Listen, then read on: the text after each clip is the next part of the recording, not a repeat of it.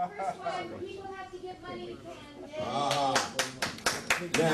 Now, obviously, this is you can have an immediate impact on this campaign by donating. $7,000. I ponied up $100 tonight. That means that I am supporting, that I am accounting for 1.5% of this campaign's expenditure. Just like that. And I haven't had a feeling of power like that for a long time. So I would recommend it. It's quite a rush.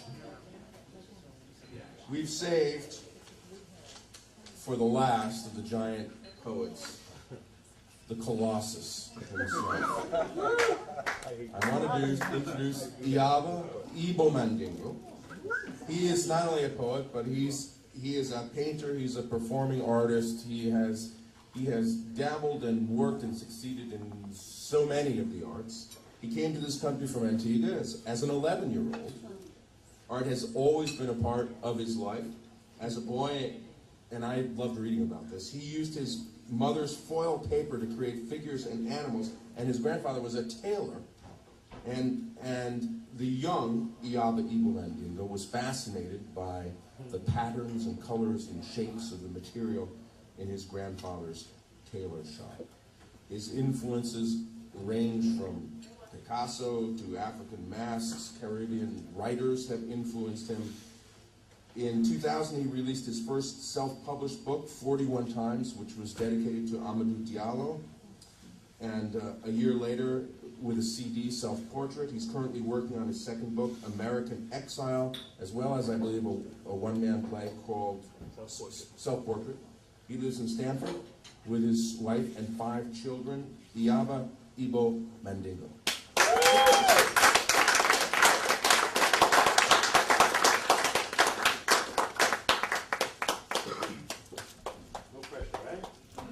How you guys doing?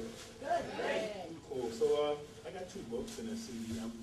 Probably I will tell you, I'm a full-time artist, so had helped brother out 41 times, and this is American Exile. It's been out about a month and a half or so.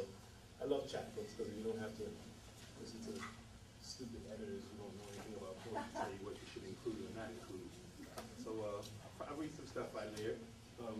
Ken actually asked me to pick a really interesting poem for me. I'm going to read it for you. Thanks.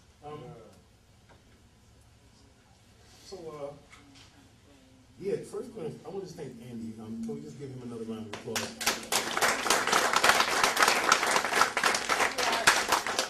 I guess I can give you like a really short of a little synopsis of me as far as how Andy and I met. 9/11 happens. I have a poem called 9/11. It's very, very, very, very critical. I'd probably do it for you guys. I did it in Stanford at a spring festival in, I think 2 years after, right? I think about 2 weeks after we invaded Afghanistan. And it was a spring concert that myself and another black poet performer had to fight to get involved in. So we get in, and then they like a week before, they shorten our times and tell us instead of 15 minutes each, we're now going to get 15 minutes together. So we decided we're going to just pull everything. He played drums and guitar, and I played chakre and a little bit of guitar. So we decided we'd do a show together. So we get out there, and I just chastise. The audience is filled with like these conservative Connecticut people that want to see probably some shucking and jiving. And I don't do shucking and jiving that well. I chastise pretty good, so I chastise the hell out of them, like father and child and edgy stage. And I did all of my, I guess, most political pieces. I did the 9/11 piece, and people were popping up and leaving, and I got off stage, and the promoter came in this little short of time and dragged me in the corner. Who the hell told you to use your 15 minutes to rail against America? And we're supposed to be together now, and this is, we're at war. And well, the long story short is that 2 days later, I was arrested for. They said it was my immigration situation. My immigration situation was like this. I came here as an illegal alien, and we got amnesty on the Reagan's policy that he did. I think it was '86. We had to file with a lawyer, so we did that with a lawyer. And my mother thought he did everything that he was supposed to do. The 40 months expired, and we got a letter from the government saying we had 30 days to leave the country because our papers had never been filed. We went to Chris Shea's office, and they looked into the case and found out that the lawyer was a scoundrel who had done that to bunch of people who disbarred from practicing law anywhere in the 52 states now. But that forced the government to open our cases. So my mother got her papers, my sister got her papers, my aunt got her papers, and my papers were pending.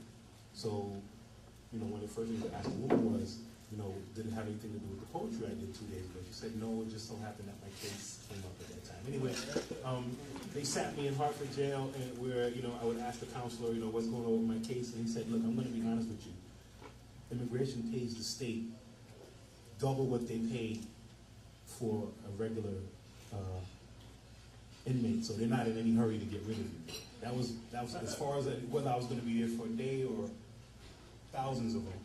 Anyway, after 55 days, they let me out, and I think that one of the things that really, really forced their hand was the article that Andy wrote about my story, and we never knew each other. I still don't know how he picked up on my case, but I've always been grateful for him for that. So much so that I knew the impact that he had. I thought it was what he did that did it anyway. But then at the court, at the trial, the day of the trial was like it was 2003. So a year later, I had to go back for the trial, and the judge was actually a cool guy. We had 5 kids. We had that in common, and he ended the case by saying this man is an asset to his community. He doesn't need to be locked up. I mean, I had letters from the mayors and principals and ministers and parents. So he let me out, and as I was, you know, everything was kind of people putting their papers together. He said, oh, by the way, that article you wrote about us was very critical. And that was Andy's article, so let's give him some love for that.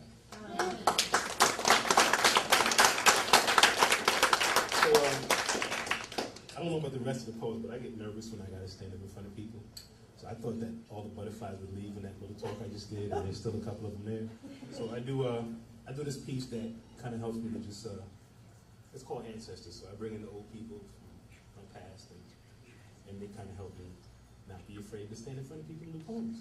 So it's called Ancestors. It goes like this.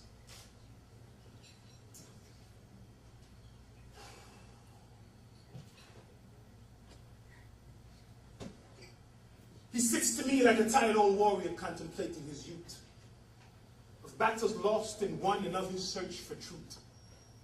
Imagining myself as him and traveling back in time to see American technicolored black and white. When Ku Klux Klan burned crosses in the night in response to our black demands were mute. And southern magnolias bore dead, castrated, peculiar fruit. When Jim Crow signs showed us our water fountains and before Martin Luther climbed his mountains. Through all of this and countless more walk this old man who sits next door. With skin so full of melanin, the South must have been rough for him. He must have swallowed all his pride to take American stride and still be here at 96. In spite of all the stones and sticks they used to try to break our bones, and Hoover's taps on Huey's phones, and all the blood that spilled and run from U.S. manufactured guns and all the lying presidents, and all the times they raised the rent, and all the blacks to war they sent to die for them, and all the sellout niggas who lied for them.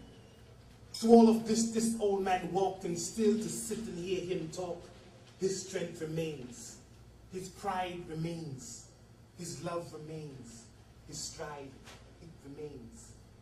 He died this year, but I will not forget. And I haven't forgotten you, mother dear. The wailing of your cries, it lives within my ears. I haven't forgotten the way it felt to only have your child for a while and fear the auctioneer becoming human still. I remember your womanhood. You could pick 50 satchels of cotton, I haven't forgotten. You could face the whip, 3 months within a ship, founding fathers invading hips, stealing your sons and daughters away today, tomorrow, African names become Smith. Black people seem to love it, and are willing to sit and watch the lies they told you. But I haven't forgotten. Mount Kilimanjaro's peaks, my cheekbones, black skin, nose, and lips survived. The ships and whips and founding fathers invading hips. So they see both of your faces today too. I'll make them remember what they did to you.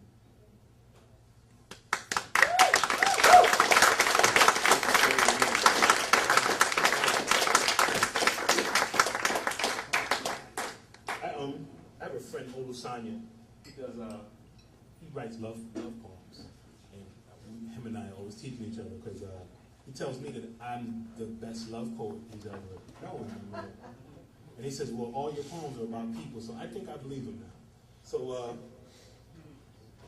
here's another love poem. It's called Statue of Liberty. Okay? Maybe I blinked, but I don't think I remember seeing her from the plane. I was looking for an Ellis Island vibration when I entered this nation, but this place wasn't mine to have. One day I went looking for her, to get some liberty from her. I wondered if she'd have anything to say, but I think they closed her mouth the same day they closed Ellis Island. I walked inside her dress and looked up past her breast to see her crown here from the ground.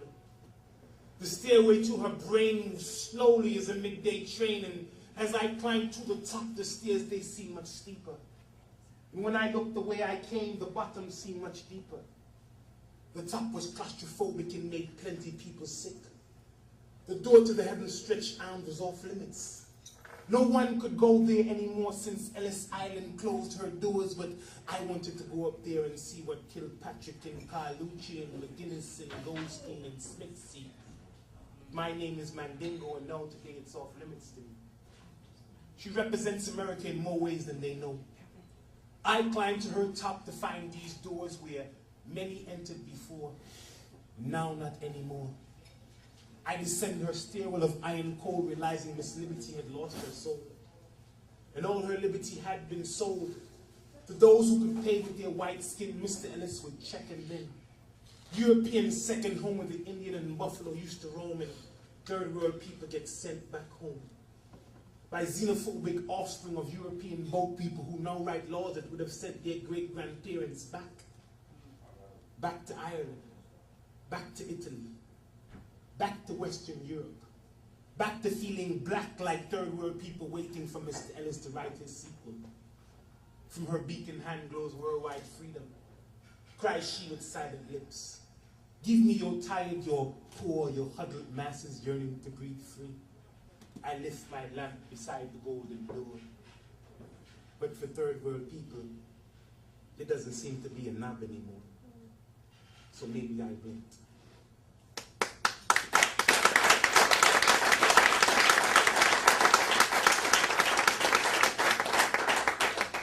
I used to do a lot of slam poetry, so that's where all the memorization comes from. I got maybe, I don't know, 100 poems up there in the brain. I got to pull down whenever I need them. But the new book, I really stopped slamming because I kind of got sick of competing for poetry. I don't think you should compete for poetry. So the whole points thing kind of drove me crazy. So let me try a couple out of the book for you guys. I'm sort of I don't have butterflies anymore, so you bet you guys stop me when you're ready. Okay. I'll try two out of this book. This is called The Greatest Depression.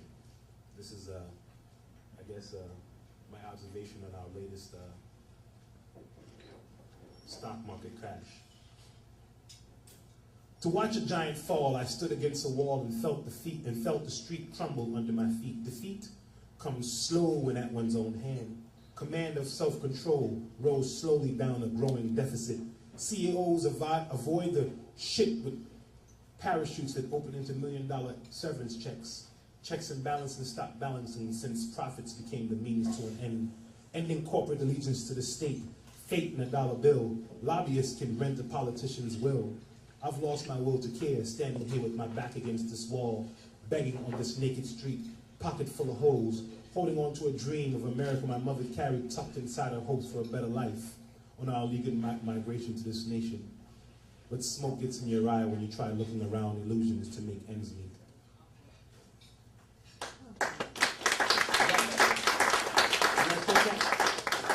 Okay, so I kind of, I like haikus, but I'd say my excuses are not Japanese, so I don't have to adhere to the restrictions.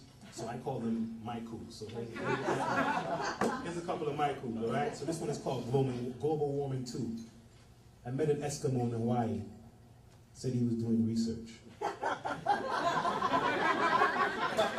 like that one? Here's another one. This one is called God complex. In God we lust to create creation, but man shall not live by clone alone, and multiplying sheep will not a humble shepherd make. Cool? Okay, so here's one from my play, since you guys are clapping. Here's something from my play. It's in patois, so, yeah, I'll translate for it if it's too broken, if my English gets too broken. Okay? Mommy, me no want go America. Not no merry about America. Me no want buy no mango there supermarket. Me want pick it off a mango tree. And besides, all the milk and honey done share out. There's only hand-to-mouth living in government projects where guns are barking instead of dogs. And the sirens have replaced the crickets and frogs at night. The policeman keeps watching me. I see him creeping through my dreams, arresting my aspirations. So, mommy, me no want go America. Can't nothing no merry about America. Alright, a couple more.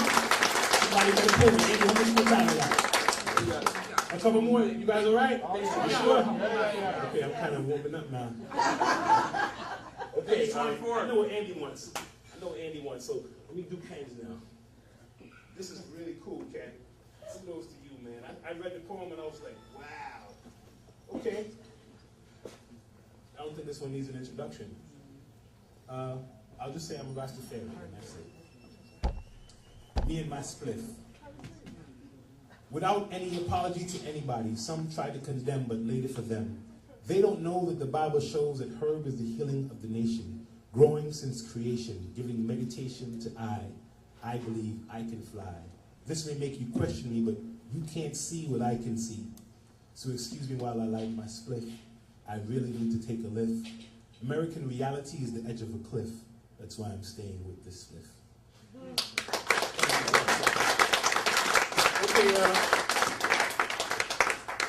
So I'll do it's called 9/11, but I also call it the poem that got me locked up. Okay? So it's yeah, no explanation. That's it. So it goes like this.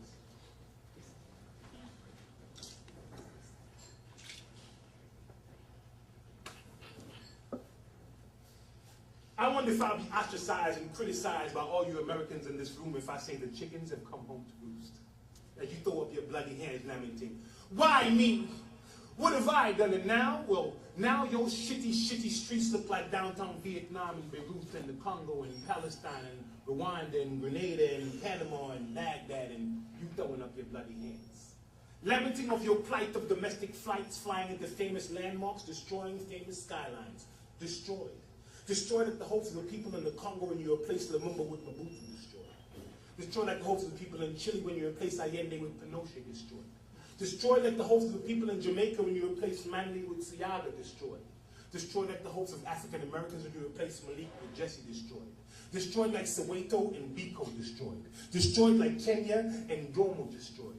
Destroyed like your national security as innocent Americans die wondering why they're not safe anymore. But see, reciprocity comes boomeranging back.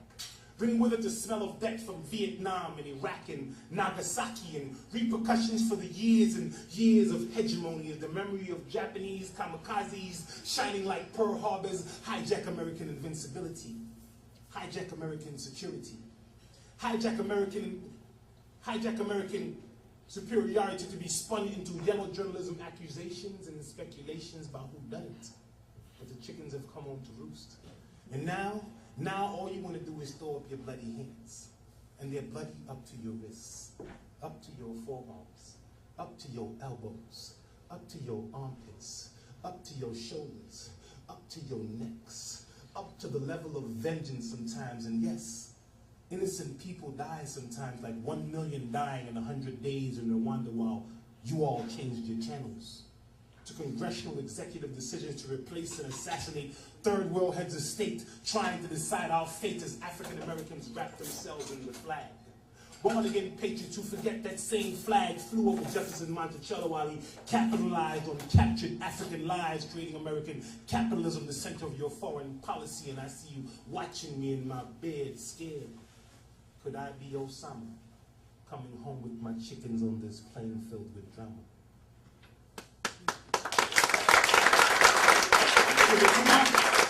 This is part 2 to 9/11. I hope it's still up there. I got it in one book somewhere. So it's called American Exile. It's part 2. So this is what I wrote after spending some time with Uncle Sam, I like to call it. Sometimes the cage doors feel closer than my skin. Close enough to interrupt the rhythm of my breathing, so now I'm vomiting up the lies I've told myself to remain a Babylonian. A citizen of a doomed society who won't see the writings on the wall. All superpower nations fall. Rome's fate awaits the kingdom of George Washington. George Bush will push the final straws of vengeance into the fires of vengeance, bringing vengeance home to rest, and I want to get out. Want to run like Lot to a plot of land where it's not soaking in the blood of the innocent, where people can look me in the face and say, good morning, and mean it from their soul, so I can feel the love vibe, replenish my soul, going cold to feed the flesh. This shit is getting thick enough to stifle hope, so I smoke marijuana to keep it all at bay till I can get away to that place in my head where people ain't dying from politicians lying and man-made bullets flying, taking other people's shit and not paying them for it. Sucking third world blood through rose-colored straws, hiding behind laws meant to cloak true intentions. Contented Babylonians sit and watch a world die, and no one cried till Babel's tower fell and broke the spell that all was well. So I plot like Lot to get out one night soon, for yonder darkness looms. Yeah. All right, so here's I guess every poet has a signature piece, and this is my signature poem. It's called 41 Times. I hope everybody knows what that's from, and if you don't, let's see, February of next year makes 11 years. Amadou Diallo, a brother from West Africa, was killed coming home, and what's funny about it is I remember when I was in college, we had this, we went out in the community and worked with the kids, and really we taught them what to do if you were stopped by the cops. And one of the things we told them was, really practical things, like, go to the police station and have them take your picture and give you an ID, like have an ID and have a wallet and stuff. So he went and got his wallet, silly man, huh? Reached for his wallet and got murdered 41 times. 41 times. One of the cops said he was afraid. Isn't that like a carpenter saying he's afraid of his hammer? Like, you're a police officer, your gun is your tool. You go to the shooting range and practice with it. And he got away with saying that he was, I'm afraid of guns, I'm an artist. I use a pen, that's my weapon, and a paintbrush. So I can say that, because I don't like guns, but if you're a cop, you can't say you're afraid of your gun. Right? You with me? So, 41 times.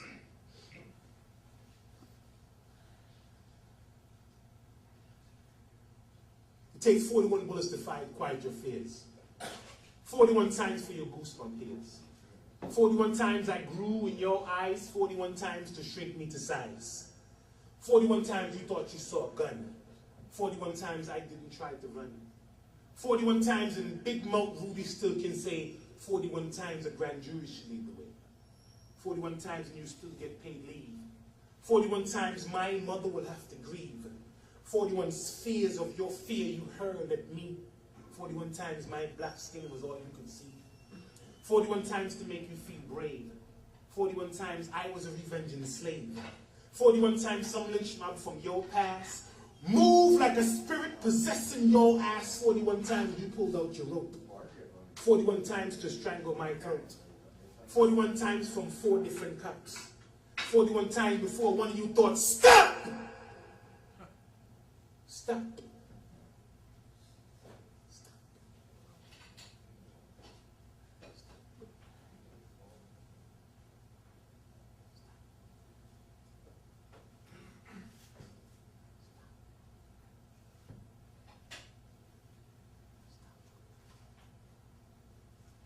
41 times to make you feel calm.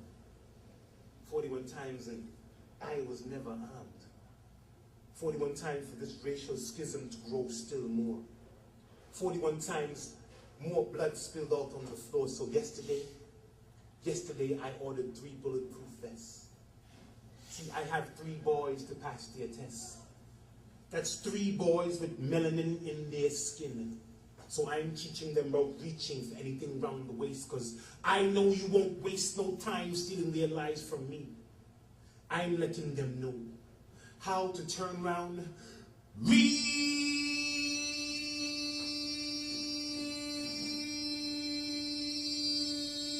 slow, so you can know it's not the gun you see and send them home alive to me. I'm teaching them how to duck, in case you try their luck. Duck, boy, duck, duck and roll, duck, roll and run some more.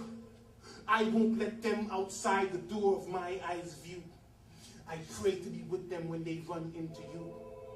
I'm jumping out of bed with visions in my head of dead phone calls and standing in dark halls at the morgue with 1 million mothers crying, dressed in their best black dress, wishing they'd ordered my bulletproof vest.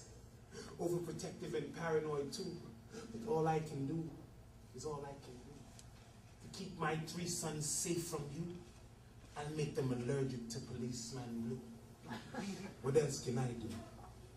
I have 3 Amadous, and I wanna yell. They could be Sean Bell. What else can I do? I have 3 Amadous. Y'all, I wanna yell. They could be Sean Bell. What else can I do? I have 3 Amadous. Y'all, I wanna yell. They could be